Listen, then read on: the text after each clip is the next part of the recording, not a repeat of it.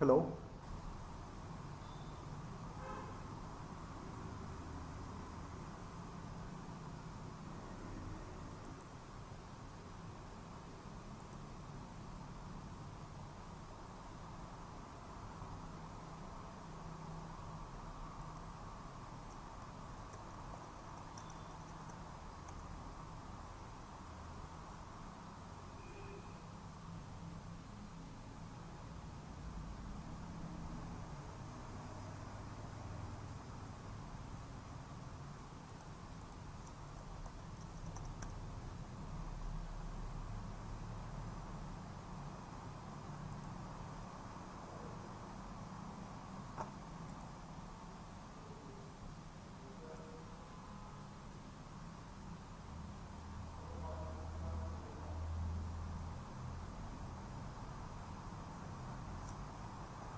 Hey, what's up?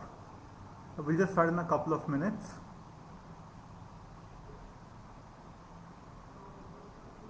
Using live for the first time on this new interface. Let's see.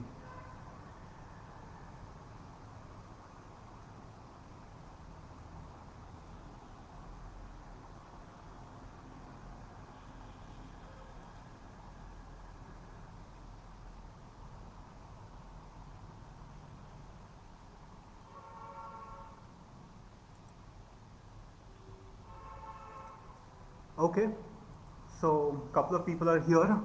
What's up?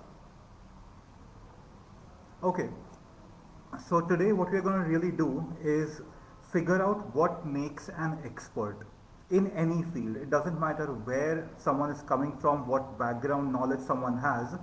Every expert in every single field has a couple of characteristics, and there are three core features, like three necessary conditions to make an expert. It's not just the knowledge, but these three conditions across any domain will improve the chances of you being an expert in any possible scenario. So let's begin. Have you played Where's Waldo? The game where you find a person with a striped t-shirt? That game tells us something really important about what makes an expert. So let's look at the goals of the game. You have an image with a lot of people, a lot of visual elements, and there's a person, Waldo, with a striped t-shirt, nicely camouflaged somewhere. So if you can really find Waldo in any domain, you have one condition met. If you can do that, whether it's in music, academics, whether it's in writing or architecture, interior design, doesn't matter. If you can apply the Where's Waldo principle to your work, you have one condition set. So what is this? It's what I call, in fact, it's what a lot of researchers call figuring out the signal to noise ratio. So the first point, which is the signal to noise ratio, what does this really mean? So you have an influx of information. Let's say you are a painter and there are a lot of colors in front of you and you're supposed to spot the red. Now it's very obvious for a lot of people to figure out where the red is, but when work gets complex, spotting that red color gets difficult, and knowing what to pay attention to and what to ignore while looking for your final target, which is the red color here, is step one. So let's take music for example. When you're listening to a lot of background noise and there's like a small rhythm in it, can you spot the rhythm? Can you think of where something comes? Can you think of what is actually happening in your visual or auditory field? So here, what we are really looking at is figuring out the signal in the noise. What is important versus what is not important. In any work that you do, there's a lot of information coming in. A lot of that is going to be junk information, it's going to be useless, and your attention by default is split into two halves. One is the deliberate attention where you want to really look for something, or one is the other attention which is automatic. It's going to make your eyes move regardless of what you want to do. It's going to attract your attention. Something in the environment is going to pull your brain to focus on it. So when we have such a complex system, one is deliberate and the other one is passive, it becomes hard to figure out what the signal is and what the noise is. So in music we discussed spotting the rhythm is the signal and looking at other things, the noise or the random frequencies is again noise. But in a lot of other fields, for example, let's look at interior design. You have a lot of ideas of what to do. Maybe you have 10,000 light bulbs you might want to change, but do you know how to figure out what are the useless light bulbs based on someone's needs and figure out what are the ones that are important? Can you quickly do that? Can you figure out the signal in the noise? When people speak a lot of things, for example, what I am saying right now, I might be speaking very poorly and I might be generating a lot of noise, a lot of useless information. Are you an expert listener if you can figure out the signal in what I'm saying? The most important thing, can you differentiate between the two? So that's something to think about. That's our first condition 1. Now let's get to condition 2 and then look at all examples coming together. Step 2 or the necessary condition 2 for being an expert is the ability to do something repeatedly correctly. For example, if you are a great basketball player, an expert basketball player, can you shoot the ball repeatedly from the same position again and again accurately? If you can do that, you have the second condition set down right, properly. That is definitely something which is necessary for you to be called an expert. Let's assume that you are just okay at basketball, you played a few times, you had fun, and you dribble all your way, you have the confidence, and you shoot. You get lucky once, you do it right, people praise you, and then you try to replicate that. What happens? You miss. You try to do that again, and you miss. So was your skill really deliberate? Did you have the expertise to repeat your success moment? An expert can reliably replicate something. Now let's look at an expert forecaster. The sky has a pattern, maybe it's overcast, maybe it is sunny, there are clouds, there's thunder, there's a history that you are aware of. An expert in understanding the climate or weather patterns will reliably able to predict what is happening next. It won't be luck, it won't be a shot in the dark, it will be an educated guess. And regardless of how that information of the sky reaches the expert, every single time that expert will be likely to say something. Let's look at another problem. When an expert coder tries to solve a single problem, an expert coder won't just randomly type in something and see if it works. The coder would know how to approach the problem, would know how to expect a solution when you do something. So once you do that, once you are aware of how to approach a problem, you can replicate your idea again and again for similar problems. So an expert knows how to do something twice or more number of times. If you do it once and you do it well, you're not an expert. If you can do it twice with prediction, you are an expert. At least you have the condition, the necessary condition to be an expert.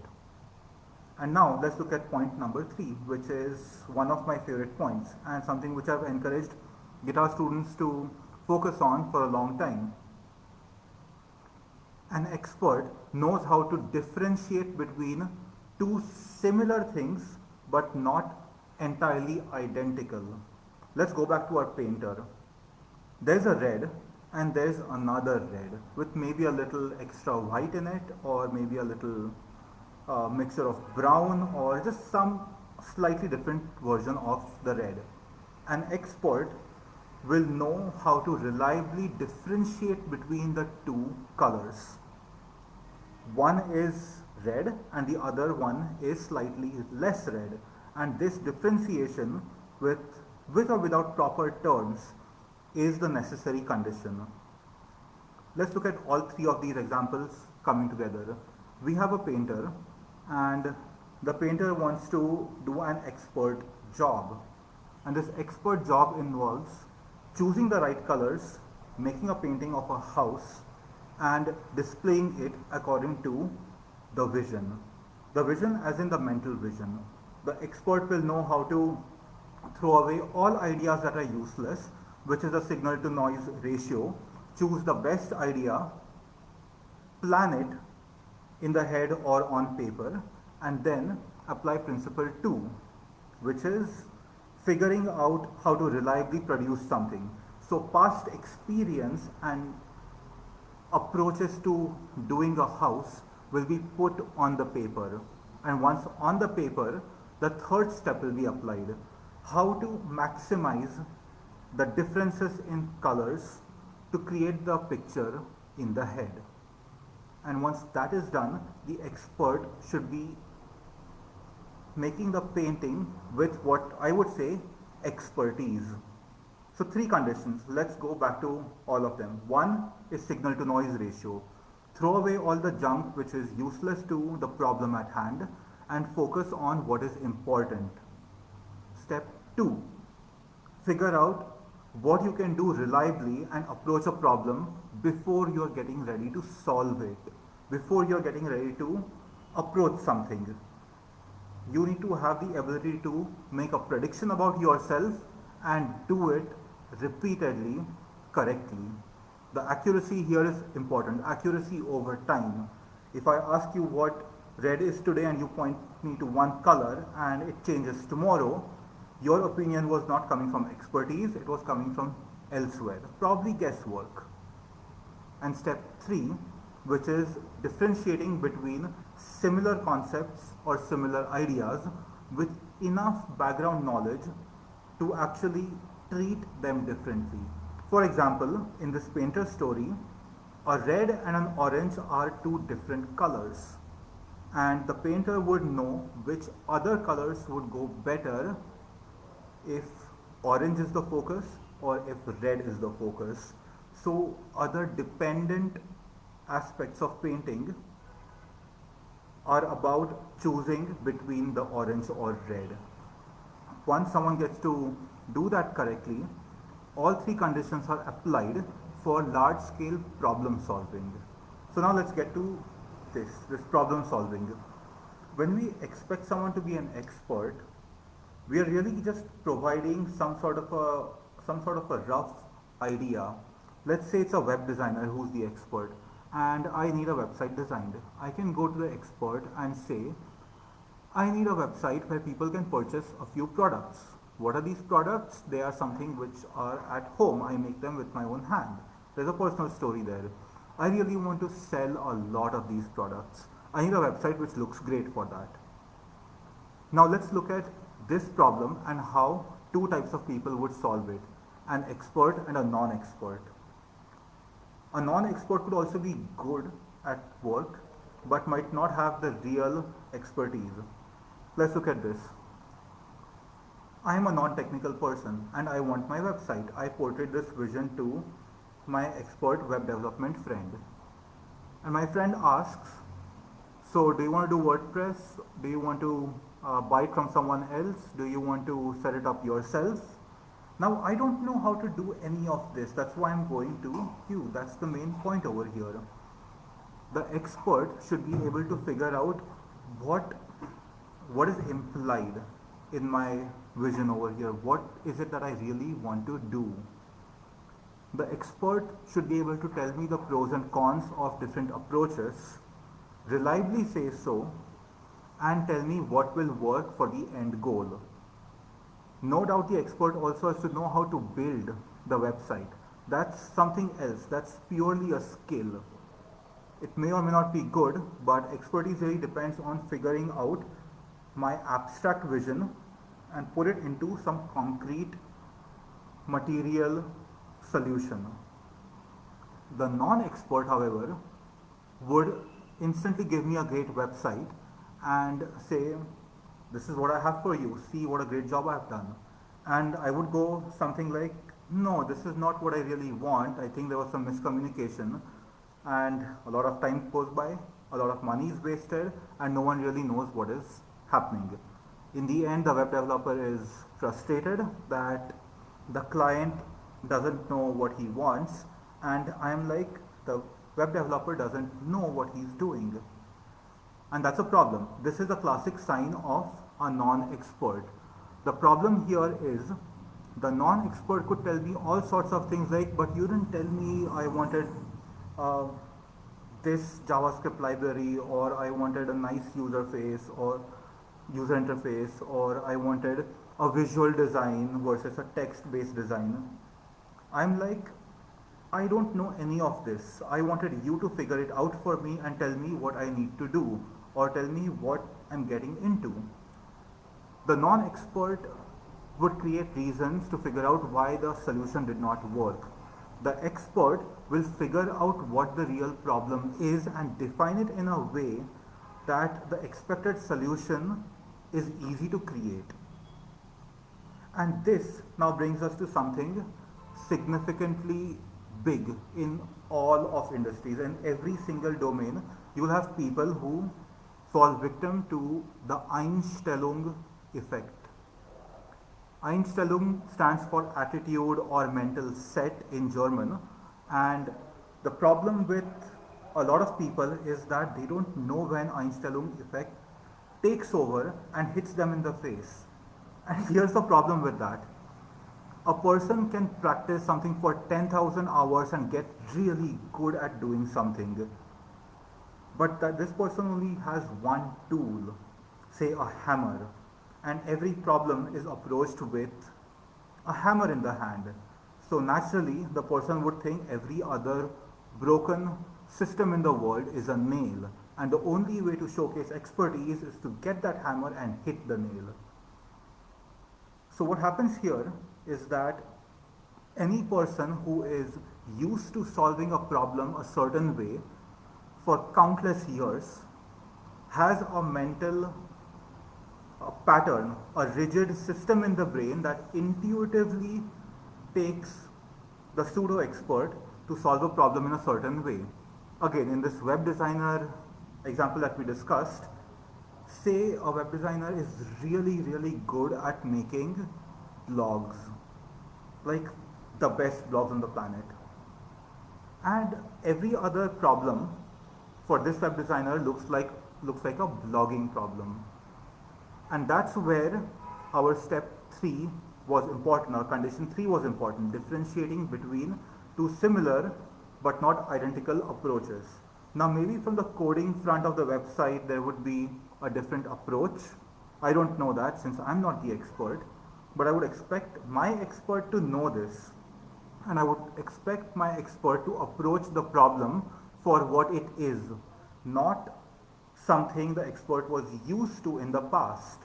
So what happens is, if you are used to solving a problem a certain way, you are naturally going to go for that solution, and that solution might not be the best possible solution. In fact, the Einstellung effect actually says the presence of a familiar known solution hinders or blocks a new solution or a new thinking pattern. And this is why you'll see a number of young, inexperienced novices fresh in the field come up with great creative solutions because they haven't had the time to fall for the Einstellung effect. They see a problem for what it is, a new novel problem. Anything that was old just doesn't exist. The new problem is something to solve. You go to an expert, the new problem appears like a variation of the old problem, an old problem which might not even be related. So this is why you'll see a lot of novices come up with great creative solutions, and a lot of experts failing to see the most obvious or best versions of their solution. But this Einstellung effect is not something which is universal. It's also not something that someone is immune to. For example, it's not like every beginner is going to be immune to that. A beginner who reads just one textbook or does one sort of a problem we'll try to think on those lines every single time. And that's really a problem. Why? Because to counter Einstellung effects, you cannot really rely on your own expertise. But what you can rely on is how you build your expertise. And there is one method I want to show you that brings everything that we spoke of together. So this one technique of learning will make sure you know how to differentiate between the signal and the noise, make reliable judgments over time, and 3, make sure you can differentiate between similar ideas which are not identical in a way that is useful to problem solving. And what is this strategy? It's learning with variations. Variations is the key point over here. Whatever you are doing, whatever skill you want to develop, practice variations in that skill. If you want to be a good writer, write a lot of different type of documents. Look at blog posts, look at social media posts, look at long text messages, look at grant letters, look at love letters, look at letterhead material, website content on different platforms like e-commerce or say an information website. Practice your skill in a number of different domains within the broader spectrum. So if you are a writer, practice variations of writing in such a way that you are familiar with a lot of variations. Once you're familiar with a lot of variations, you get sensitized to the differences, and you know how to train your attention to focus on what is important. You have all of that ready in your head. And how do you overcome the Einstellung effect with this?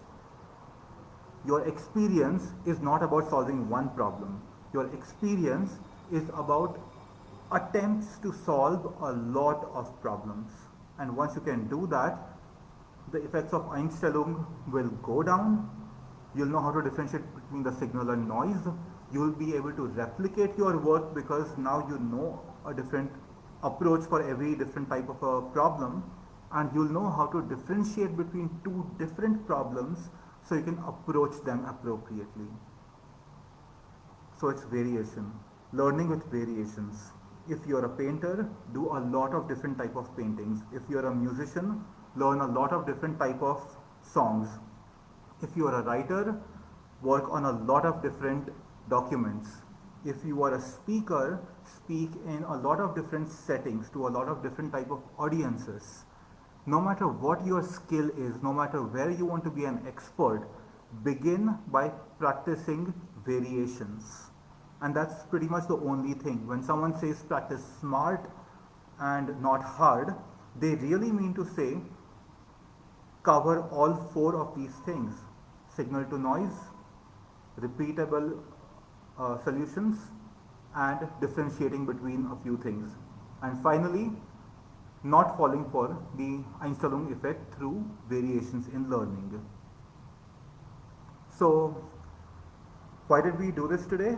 Well, the thing is simple. I've written a blog post on a couple of these topics, but I'm making a new one, and this is what I gathered by reading a lot of different papers.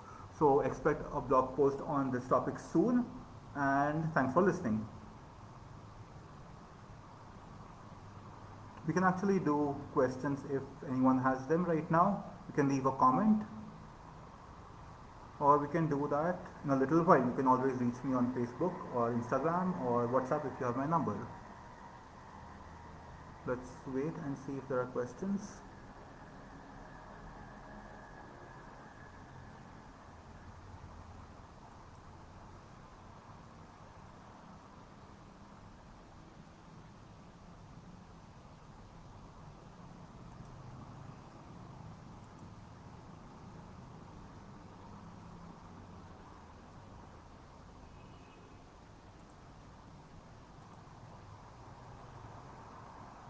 Okay, looks like none for now.